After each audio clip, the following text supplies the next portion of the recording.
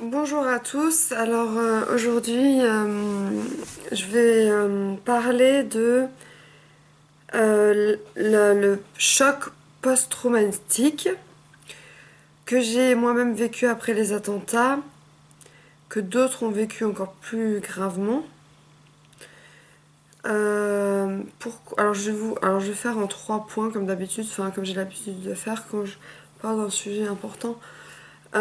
Premièrement, ce qu'est un choc post-traumatique ou comment on le vit. Deuxièmement, pourquoi c'est important de voir un psychiatre et pourquoi une cellule psychologique pour le choc post-traumatique est mise en place après chaque attentat. Et ensuite, quelles sont les séquelles, quel est le après, combien de temps on met pour se remettre, etc. Bon, là, ça dépend de chacun, mais moi j'ai parlé pour ma part. Donc, premièrement, qu'est-ce qu'un choc post-traumatique? Un choc post-traumatique, c'est un. Donc, c'est un choc forcément, qui. En fait, ça peut. Donc, ça atteint le cerveau, forcément. Le corps aussi, on a le cœur qui bat, on a le cœur serré, on a des palpitations, des sueurs, enfin, ça peut être plein de choses. Mais la première chose, c'est qu'on a du mal à exprimer ce qu'on ressent. Et souvent, on prend quelques jours après que ça arrivait pour en parler. En attendant, ça nous bouffe de l'intérieur. Euh, je, enfin, je connais pas, mais enfin, je connais plus ou moins quelqu'un qui connaît la personne qui était en mort cérébrale. Et cette personne n'est pas bien du tout.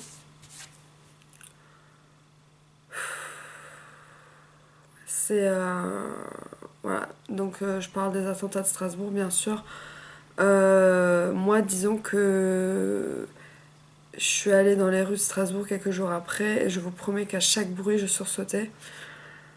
Euh, J'étais pas bien dans l'intersection où ça s'est passé, la rue des Orfèvres, qui est encore blindée, hein, moins que d'habitude quand même. On arrive quand même à passer plus vite que d'habitude. Mais en temps normal, on est serré comme des sardines. Donc c'est là où a eu lieu le premier tir, je crois. Euh, Ensuite, pourquoi c'est important une cellule justement psychologique pour le choc post-traumatique? Parce que il faut parler. Ça, je vous l'ai dit des centaines de fois. Après, moi, je parle beaucoup, donc j'extériorise beaucoup mes sentiments, mais pas tout le monde. Il y a des gens qui ont du mal à parler, il y a des gens qui ont du mal à exprimer leurs sentiments, leurs émotions, de mettre des mots sur des sentiments aussi. Donc il y a plein de psychiatres qui ont été, même des libéraux, je sais pas si c'est comme ça, qui ont été demandés à l'hôpital, donc à Strasbourg, on a l'hôpital civil, l'hôpital de Pierre, qui sont les plus grands hôpitaux. Après, c'est des cliniques, comme la clinique Sainte-Anne. Ils ont été réquisitionnés dans ces différents hôpitaux, cliniques, pour parler à des familles de victimes ou même des gens choqués qui étaient présents pendant les attentats. Et pourquoi c'est important? Parce que parfois on n'arrive pas à en parler autour de nous, mais si on en parle à huis clos avec quelqu'un qui ne vous connaît pas, qui ne répétera jamais ce que vous avez vécu ou ce que vous dites, c'est plus facile parfois. Elle, vous, elle ou il vous pose des questions, comment vous sentez. Euh, Enfin voilà, enfin je sais pas quelles questions il pose, mais bon, j'imagine comment vous sentez. Est-ce que vous arrivez à mettre des mots sur vos émotions, etc. Enfin, je sais pas trop, moi je suis pas psychiatre, je sais pas, mais j'imagine qu'il pose des questions pour faire sortir la personne des mots, des choses, quoi. Donc c'est important, parce que je vous l'ai déjà dit, quand on sort les émotions de nous, enfin, si on le dit à voix haute, ça sort physiquement de nous, donc on enlève des poids, comme si c'était des boulets de canon, des boulets, ou je sais pas comment on dit, et ça s'enlève petit à petit en parlant. Donc bien sûr, on n'est pas remis après juste une séance, il faut faire plusieurs séances. Même si on peut en parler autour de nous, parler, parler, parler, parler. Et justement, je connais des gens qui n'arrivent plus à exprimer. Donc, quelles sont les séquelles après? Donc moi, comme j'ai dit, je sursaute à chaque bruit.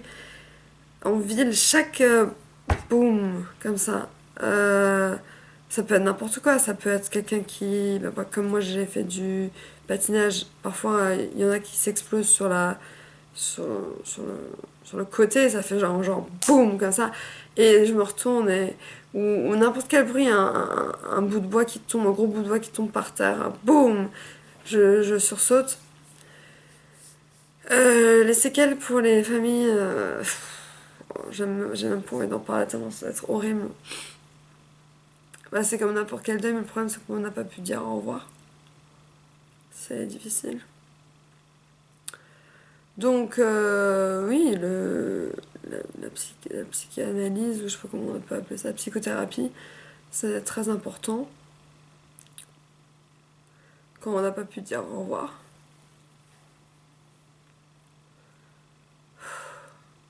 Donc voilà. Euh, c'est juste pour dire que les psychiatres, les psychothérapeutes, les psychanalystes, les psychologues, ils ont pas fait des études pour rien. C'est que ça sert à quelque chose. C'est pas la gnognotte. C'est pas rien quoi. C'est un très important. La psychiatrie. Et en France, je crois on est peut-être le premier pays à assumer d'aller voir un psy. Je sais pas. Avec les États-Unis peut-être. Euh, Parce que même n'importe qui a besoin d'un psy, enfin tout le monde, je veux dire, pour parler. Tout le monde a des problèmes, donc forcément, si tout le monde a des problèmes, on a besoin d'en parler. Et on peut pas toujours en parler à sa famille, ou à son copain, ou à ses collègues. Donc on est obligé d'aller voir soit psychiatre, soit psychologue. Euh, je voulais juste dire à quel point c'était important et que ça pouvait vraiment aider. Bon, pas en partie, mais à un certain pourcentage, oui, ça peut vraiment aider. Euh, Et je suis heureuse qu'en France, il y ait une cellule comme ça, psychologique, comment on dit, extrême, ou pas extrême, mais enfin, qui a lieu après chaque attentat, parce que bah, à Nice, j'avais vu un reportage de petits enfants qui ont perdu leur maman, enfin, qui l'ont vu mourir. Comment voulez-vous qu'ils grandissent, ces enfants? Enfin, ils vont grandir, ils ont un papa super, j'ai vu le reportage, mais il y aura des séquelles. Donc il faut qu'ils voient des psychiatres dès ils ont l'âge pour voir quelqu'un. Je crois que même quand ils sont petits, ils peuvent voir quelqu'un, je sais pas, j'imagine. Sauf que leurs paroles, ce sera plutôt des dessins. Des dessins avec beaucoup de sang. Et puis des mots. Des mots comme... je peux même pas en parler tellement c'est triste. J'arrive pas, j'arrive pas. Bon, en bref, tout ça pour dire que la cellule psychologique, c'est très important et il faut pas le prendre à la légère. Et si vous ressentez le besoin de parler à un psy, alors déjà, premièrement, il y a les urgences psychiatriques qui sont ouvertes 24 heures sur 24, 7 jours sur 7, alors à Strasbourg et je suppose dans toute la France, que vous pouvez même appeler à 3 heures du matin. Il y a le SAMU aussi, bien sûr, mais vous renvoie souvent vers la psy. Et sachez que vous pouvez leur parler. Et ils vous disent parfois de venir même.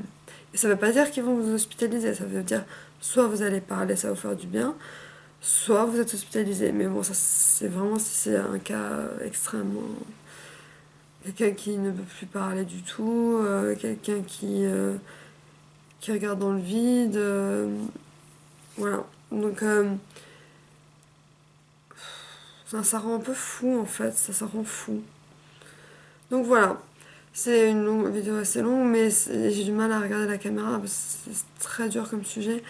Mais heureusement qu'il y a des psychiatres, des psychologues sur Terre parce que ils sont là pour nous écouter et pour nous presque réconforter dans un sens, nous dire c'est normal que vous vous sentiez comme ça, c'est un choc,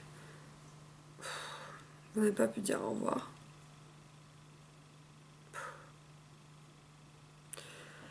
Ouais, c'est dur.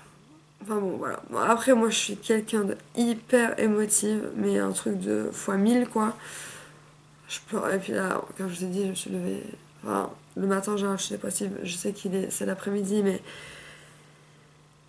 mais c'est comme si c'était le matin, donc je suis un peu dépressive, donc forcément je pleure beaucoup plus facilement que l'après-midi. Mes vidéos du matin sont plutôt dépressives, mes vidéos de l'après-midi sont plutôt maniaques.